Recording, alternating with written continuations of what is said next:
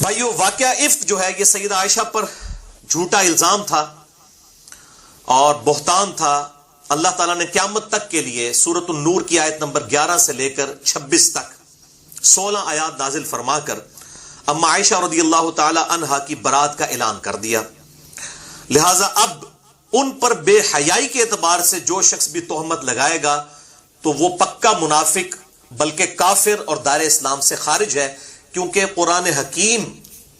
سیدہ عائشہ رضی اللہ تعالی عنہا کی حیا کے حوالے سے ان کو سپورٹ کر رہا ہے قیامت تک کے لیے۔ لیکن جہاں تک جنگ جمل کا تعلق ہے اس معاملے میں ان کی وہ اجتہادی خطا ہے، اور انشاءاللہ میں قرآن حکیم کی روشنی میں اور صحیح الاسناد احادیث، جن میں سے اکثر احادیث صحیح بخاری سے ہوں گی اور صحیح مسلم سے، میں انشاءاللہ اس ٹاپک کو کنکلوڈ کروں گا انشاءاللہ۔ بہرحال ایک بات یہ بھی یاد رکھیے گا کہ ہمارے محبوب صلی اللہ علیہ وسلم کے علاوہ بھی جتنے پیغمبر گزرے ہیں ان کی جو بیویاں تھیں، بعض بیویوں میں خرابیاں موجود تھیں، کافرہ بھی تھیں۔ سیدنا لوط علیہ السلام، سیدنا نوح علیہ السلام کی بیویوں کا ذکر سورہ التحریم کے آخری رکوع میں آتا ہے کہ وہ دونوں کافرہ تھیں، اور اللہ تعالیٰ فرماتا ہے کہ ان کے جو خامن تھے وہ بہترین لوگ تھے، لیکن وہ اللہ کے عذاب سے ان کو بچا نہیں سکے۔ لیکن جہاں تک بے حیائی کا معاملہ ہے تو کبھی کسی نبی کی بیوی بے حیائی والے معاملے میں کبھی بھی گرفتار نہیں ہوئی۔ اس سے اللہ تعالیٰ نے انبیاء اکرام علیہ السلام کی بیویوں کو ان کی عزت اور عفت کو محفوظ رکھا ہے، الحمدللہ۔ بہرحال سیدہ عائشہ اور سیدہ حفصہ رضی اللہ تعالی عنہما وعلیہم السلام پر جو واقعہ ایلا والا ایشو ہے، جو نبی صلی اللہ علیہ وسلم کے ساتھ انہوں نے مس بہیو کیا، اس کانٹیکسٹ میں قرآن حکیم میں بھی آیات نازل ہوئی، سورہ التحریم کے اندر، سورۃ الاحزاب کے اندر، اور بخاری اور مسلم میں کئی احادیث موجود ہیں اس حوالے سے۔ وہ والا جو میرے بھائیوں معاملہ ہے وہ ایک ڈیٹیل طرف معاملہ ہے۔ آپ صلی اللہ علیہ وسلم ایک مہینے کے لیے ناراض ہو گئے، اس کے کانٹیکسٹ میں نے آلریڈی ایک لیکچر ریکارڈ کروا دیا ہے، مسئلہ نمبر 105، جنید جمشید پہ گستاخی کے الزام کا تحقیقی جائزہ۔ اس میں نے اس ایشو کو ریزالو کر دیا ہے، آج میں اس کو ڈسکس نہیں کروں گا۔ اسی طریقے سے جو سیدہ عائشہ رضی اللہ تعالی عنہا پر جو الزامات ہیں بعض غالی قسم کے اہل تشیع اور رافضیوں کی طرف سے ان کی حیا کے حوالے سے، کہ جو انہوں نے آپ صلی اللہ علیہ وآلہ وسلم کی نسبت سے بالکل جو ایک میاں بیوی کے ریلیشن شپ والی احادیث کو روایت کیا،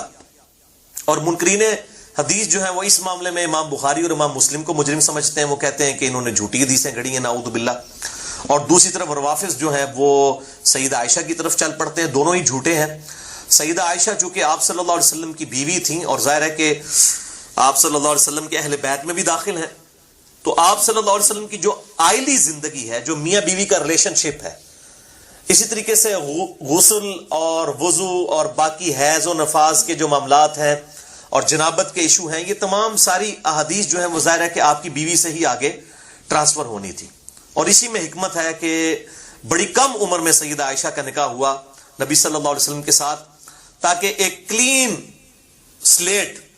میموری والی عورت آپ صلی اللہ علیہ وسلم کے عقد میں آئے اور آپ صلی اللہ علیہ وسلم اس کی تربیت کریں، کیونکہ اس نے آپ صلی اللہ علیہ وآلہ وسلم کے بعد 47 سال تک زندہ رہنا تھا، 58 ہجری میں فوت ہوئی ہیں،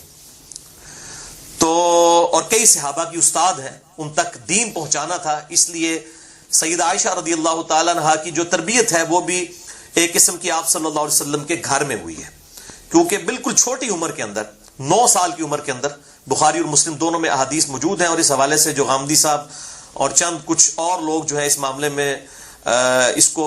9 کو 19 بنانے کی کوشش کر رہے ہیں، تو وہ جو کوشش کر رہے ہیں غیر مسلم تو پھر بھی خوش نہیں ہوں گے، کیونکہ وہ تو پھر بھی کہیں گے کہ ایک ایسا شخص جس کی عمر جو ہے وہ 52 سال ہے، اس کے ساتھ 19 سال کی لڑکی کی شادی بھی صحیح نہیں ہے، جب تک آپ اس 19 کو 49 تک نہیں لے جاتے نا تو غیر مسلم نہیں خوش ہوں گے۔ لہذا یہ ایفرٹ جو ہے وہ بالکل فضول ایفرٹ ہے، اس کی بجائے اس کو آپ صلی اللہ علیہ وسلم کی خصوصیت سمجھیں۔ ظاہر ہے کہ وہ بالغہ والا معاملہ تو تھا، کم عمر اس لیے کہ تاکہ آپ صلی اللہ علیہ وسلم کی آئلی زندگی آگے ٹرانسفر ہو سکے، اور یہ واحد بیوی ہیں جو کنواری ہیں، باقی تو سب آپ صلی اللہ علیہ وسلم کی بیویاں جو ہیں وہ یا تو بیوہ ہیں یا طلاق یافتہ ہیں. اور بخاری اور مسلم کی متفق علیہ حدیث ہے کہ آپ صلی اللہ علیہ وآلہ وسلم فرماتے ہیں کہ عائشہ کی جو تصویر ہے مجھے لا کے جبریل نے دکھائی تھی اور کہا کہ یہ عورت ہے جو آپ کی بیوی بننے والی ہے. تو یہ ایک بڑا خاص جو ہے وہ اللہ تعالیٰ کی طرف سے پلاننگ تھی سیدہ عائشہ کا آپ صلی اللہ علیہ وسلم کے عقد میں آنا. لہذا اس حوالے سے جو اعتراضات منکرین احادیث کی طرف سے کی جاتے ہیں کہ یہ بخاری اور مسلم کی حدیثیں فراڈ ہیں، وہ بھی غلط ہیں. اور اسی قسم کے اعتراضات جو غالی رافضیوں کی طرف سے کیے جاتے ہیں کہ وہ سیدہ عائشہ کی حرمت کے اوپر حملہ کرتے ہیں، خصوصاً آج کل ایک مشہور عرب کے اسکالر ہیں یاسر الحبیب، جن کو اہل تشیع کے علماء نے خود جو ہے رافضی ڈکلیئر کر دیا اور گمراہ، کیونکہ وہ امام خمینی کو بھی کافر کہتے ہیں اور عجیب و غریب قسم کے معاملات کرتے ہیں. اب ان کا میں رد ظاہر ہے اردو میں تو نہیں کر سکتا، ظاہر ہے کہ وہ اس کے لیے تو عربی میں کرنا پڑے گا، وہ عربی میں کر رہے ہیں سارے معاملات، لیکن چونکہ ان کے ویڈیوز آج کل عام ہیں تو میں اس حوالے سے کلیئر کر دوں. اور دوسری طرف جو سلفی ہیں وہ ان کی ویڈیوز کا رد کر رہے ہیں، اور وہ رد کرنا بھی عجیب طریقے سے رد کرنا ہے کہ بھائی شیعہ کے کھاتے میں تو تب ان کو آپ ڈالیں کہ جب شیعہ اس کو آن کرتے ہوں. شیعہ تو اس کو خود جو ہے وہ نکال چکے ہیں، اور اہل تشیع کے بڑے بڑے علماء، ایران کے بڑے بڑے مفتی، انہوں نے اس خبیث کو جو ہے وہ بتایا ہے کہ وہ اہل تشیع سے خارج ہیں، اور جو کچھ وہ کر رہے ہیں وہ یہ سمجھتے ہیں کہ اہل تشیع کی بدنامی ہے. تو لہٰذا ان کے معاملات کو اہل تشیع پہ تھوپنا یہ ہم اہل سنت کی طرف سے زیادتی ہوگی. یہ بالکل اس طرح کی زیادتی ہے کہ اگر اہل تشیع جو ہیں قادیانیوں کے معاملات کو سنیوں پہ تھوپنا شروع کر دیں، کیونکہ قادیانی فرقہ جو ہے وہ اہل تشیع سے نہیں نکلا بلکہ سنیوں سے نکلا ہے. غلام احمد قادیانی کے جتنے استاد ہیں یا تو دیوبند ہیں یا اہل حدیث ہیں،